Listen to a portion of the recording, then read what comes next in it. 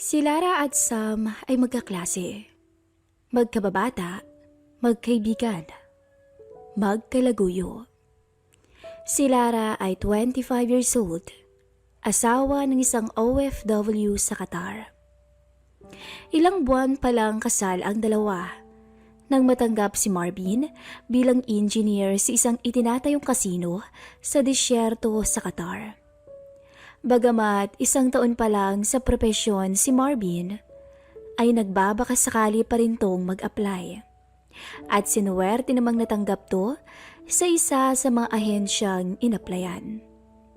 Ibinalita ito ni Marvin, pero sa halip na matuwa si Lara, ay nagkaroon ng pagtatalo ang mag-asawa. Bakit ka pa kasi aalis, sweetheart eh? Maganda naman ang trabaho mo dito sa Makati. Paghimutok ni Lara. Honey, maayos ngang sweldo ko rito. Pero ang 3 buwang sweldo ko rito ay kikitain ko sa Qatar ng 1 buwan lang. Mabilis akong makakaipon para sa atin at sa magiging anak natin. Makakaipon ka nga para sa pamilya mo. Pero di mo naman ako mabigyan ng anak. Paismid na sagot ni Lara. Honey, please. Pagbigyan mo ako ng 1 taon. Once na makabalik ako, ang panahon ko at atensyon mapupunta lang sa'yo. 100%. Ani Marvin, sabay yakap sa misis niya. Pero, paano naman kung hanap-hanapin kita? Paano ng buhay ko sa kama? Malambing na bulong ni Lara. May paraan, hon. We do it on Skype. Kaya naman siguro nating makontento sa parang alam natin. Pansamantala lang naman. Naku, wag na no. Eto naman si Honey. Nagbibiro lang naman ako. Makita lang kita sa Skype, okay na ako. Kung ikaw nga kakayanin mo, ako pa ba? Paniniguro ni Lara. Let's see baby. Malay mo, mamiss natin yung lambingan natin, di ba? Isa pa, stress reliever na natin yun. Hindi na kumibo si Lara. Napapikit na lamang to sa malambing na haplos ng mister habang patungo sila sa kwarto. At dumating ang araw na sumakay na si Marvin ng eroplano bound for Qatar. Lumipas ang linggo hanggang sa masanay din si Lara na hindi katabi sa kama ang mister. Nasanay na wala ang halik at haplos bago sila matulog. Pero hanggang kailan? Naiinis nga lang siya sa sarili kung bakit kailangan pang umalis agad ng mister niya nang hindi man lang siya nito binibigyan ng baby para kahit papaano ay matuon ang atensyon niya sa ibang bagay. Pinili ni Lara na maging active sa community work sa kanilang subdivision. Ito na lang ang tanging paraan niya para mabawasan ang pangungulila niya kay Marvin habang wala ito. Nagkaroon ng isang week-long outreach program ang kanilang Homeowners Association na mag-donate ng mga used clothes para sa mga nasalanta ng Bagyong Ruby sa Leyte. Last day na ng pagbigay ng donation, kaya dagsa ang mga magdodonate sa clubhouse. Volunteer si Lara sa araw na yun, kaya nakatoka siya ngayong tumanggap ng mga donations. Abala siya sa pag-aayos ng mga plastic bags nang may narinig siyang isang pamilyar na boses. Lara, ikaw ba yan? Ha? Sam? Sam? Ikaw nga, uy! Anong ginagawa mo rito? Tuwang sagot ni Lara. Mag-iisang taon na akong nakatira dito. Dito kami nakakuha ng bahay ni Mrs. Sa Phase 10 kami, ikaw? Tanong ni Sam. Talaga? Naku, sa lawa kasi ng subdivision na to, talagang hindi agad tayo magkikita. Sa Phase 2 naman kami nakatira ni Mister. Kumusta ka na? Ano nang balita sa'yo? Tanong ni Lara. Eto, pagkatapos nating mag-graduate ang high school, nag-aral ako ng automotive. Nung makagraduate, ay tinanggap naman sa isang car plant sa Laguna. Manager ako ngayon doon. Doon ko din nakilala si Mrs. Pero 1 taon lang siyang nagtrabaho dahil nag-apply siya sa isang agency. At nakuha siyang hotel manager sa Qatar. at 3 taon na siya ron. Then, umuwi na lang siya yearly. Teka, gusto mo bang bumili ng kotse? Kuha ka sa akin ha, bibigyan kita ng malaking discount. Wika nito. Oo pa, pangako mo yan ha. Yan mo pagbalik ni Mr. sasabihin ko. Teka, ilang taon na ba kayong kasalang mister mo at saan nagtatrabaho? 6 months pa lang kami nung mag-decide na tanggapin ang alak sa Qatar. Kayo ng misis mo. 5 years na kami, live-in.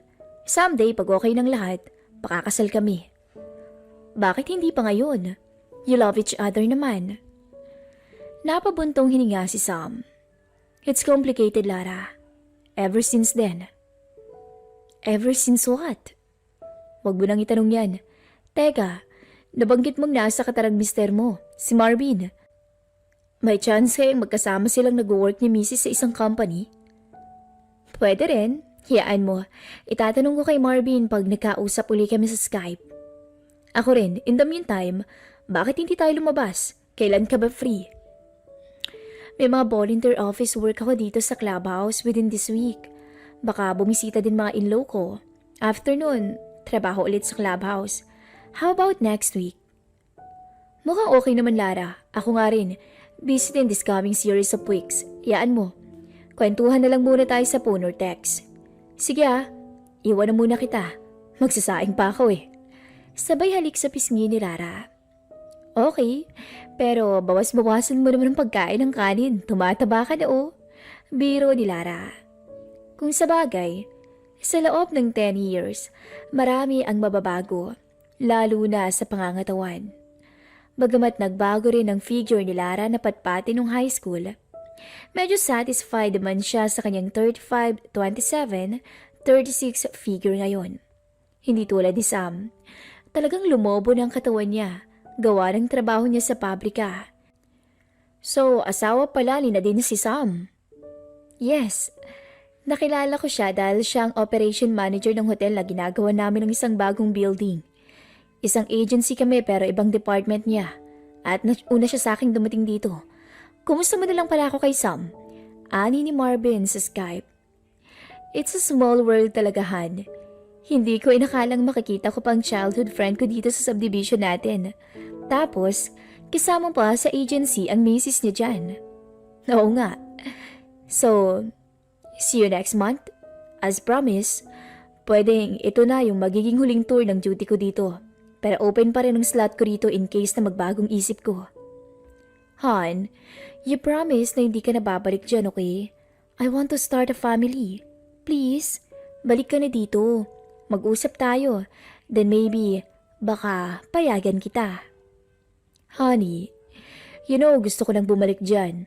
Sa totoo lang, gigil na nga akong bumalik dyan kaya humanda ka.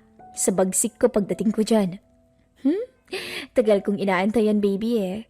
Alam mo namang miss na kita. Oo nga pala, in-invite ako ni Sam mag-dinner sa bahay nila. Alam mo na, chikahan blues, sharing our friendship again. I know, talagang halos di kayo mahiwalay nung bata pa kayo. Kapatid na nga ang turing mo sa kanya, di ba? Sure, payag ako. Total, nandiyan naman si Mom sa bahay, di ba? Oo, pinayagan na nga ako eh. Thanks baby for being so understanding. Basta ikaw, love. O sige, out na ako. Time in na kami in 60 minutes. Nag-aantay ng bus sa amin. Kwentahan mo ako about your date, okay? See you next month. Wow, ang ganda naman ng bahay mo, friend. Big time ka na talaga. Puna ni Lara kay Sam nang makapunta ng tuluyan ito sa bahay ng kaibigan. Hindi naman. Konting tiyaga lang para sa disenteng bahay na to. Hinuhulog-hulugan namin to ni Nadine, 20 years to pay. At mababayaran mo na siguro to within decade, lalo na't nasa abroad ang misis mo. Malamang, ikaw rin naman, kasi nandun din si Marvin. Regards nga pala, sabi ng misis kong si Nadine, nagkausap kami sa Skype minsan. Oh, likewise, ganun din si Marv sa'yo. Nagkatinginan ng dalawa, na parang may gustong sabihin, pero tila nagkaasiwahan. Pwede kang manood ng TV habang inaayos kong dinner natin. Ani Sam, ayaw mong tulungan kita? No? Okay lang. Bisita kita, no? Bisita ka dyan. Parang others naman ako sa'yo. Ang drama mo. Let me help na kasi. Aliw na aliw ang dalawa habang nag-uusap sila tungkol sa mga buhay nila pagkatapos ng high school. Natapos na nila ang hapunan, ay hindi pa rin matapos-tapos ang kwentuhan hanggang sa kinuha na ni Sam ang wine glasses at ang special wine na bumagay sa okasyon. To friendship. To friendship. At nag-toast ang dalawa. Kung saan-saan pa nakarating ang usapan ng dalawa. Hanggang, kumusta naman ang buhay may asawa mo kay Marvin? Biglang tanong ni Sam habang iniinom ang special wine na inoffer niya kay Lara. Okay naman. Mabait siyang asawa. Maasikaso sa akin. Kahit nagtampo ako sa kanya ng kaunti nang umalis siya pa abroad dahil ayaw ko pang umalis siya. Pero somehow, nabawasan na kasi babalik na siya. Eh ikaw, kumusta naman kayo ni Nadine? To be honest with you, meron akong feeling na parang unti-unti siyang umiiwas sa akin. 6 na buwan yun pagkatapos niyang umalis pa abroad. At tama nga ako, nakipaghiwalay na siya sa akin last week. Maluha-luhang sagot ni Sam. Ha? Bakit? Ano naman daw ang dahilan niya? Gusto niya ng baby. After 5 years na kasama ko siya, gusto niyang bumuo ng masasabing pamilya na hindi ko naman kayang ibigay.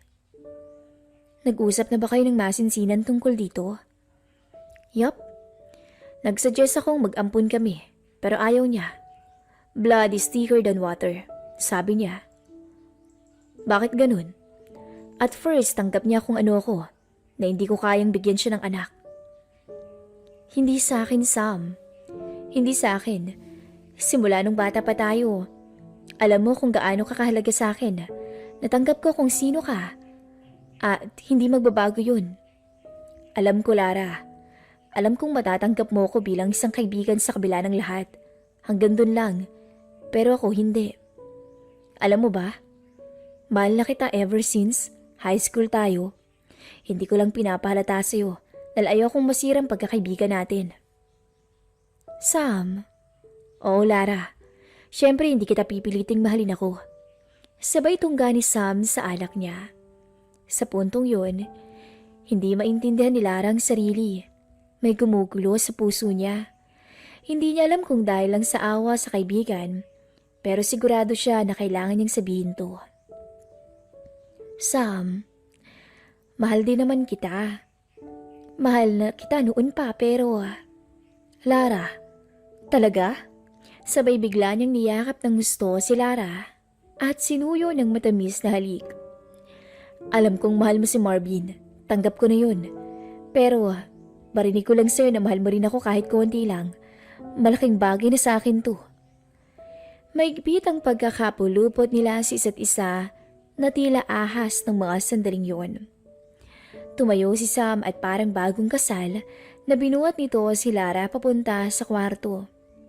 Pinahiga ni Sam si Lara hanggang sa unti-unting bumagsak ang kanilang mga suot sa hig.